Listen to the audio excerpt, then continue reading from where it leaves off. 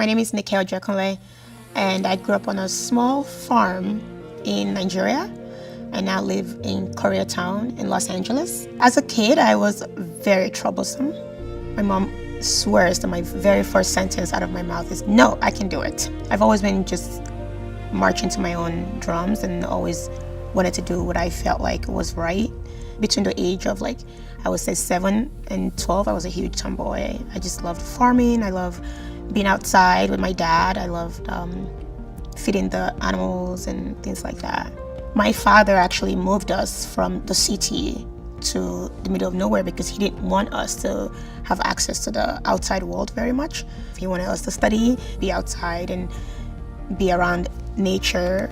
And I'm very grateful that I grew up like that, which is interesting because I do technology for a living now. I think I touched my first anything technology like cell phone or laptop when I was 16. So at 14, we moved from Nigeria to America. I don't think I ever thought of my image or thought of how I looked like ever in my life until I came to America. I was quite dark, I wore braids, and I was definitely a tomboy, so very rough around the edges. I just would ask my dad to pay for a nose job all the time, and I'm like, all the kids have thin nose, I need to have thin nose. I had a chipped front tooth growing up, and I just we never thought to fix it because in Nigeria, actually, the horrible your teeth is, the sexier you are. It's the opposite. People here are so obsessed with smile and teeth, things like that. I never knew that those things are considered what pretty and what's not pretty because I never even talked about that ever in my life growing up, what's considered pretty or not. I just grew up in a household where my dad told us we were so pretty.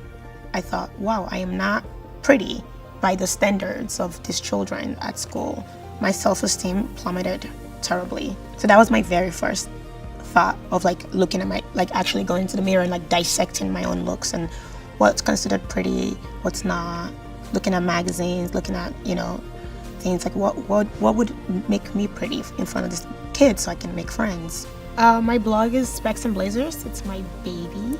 It was just fashion blogging, but now it's lifestyle. There are parts of it that I still have to reconcile with myself because I'm like, why do I do this for a living? It's so fake.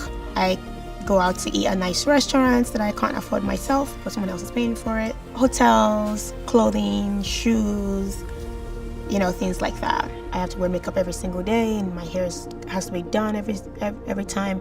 It's the complete antithesis of how I grew up, complete.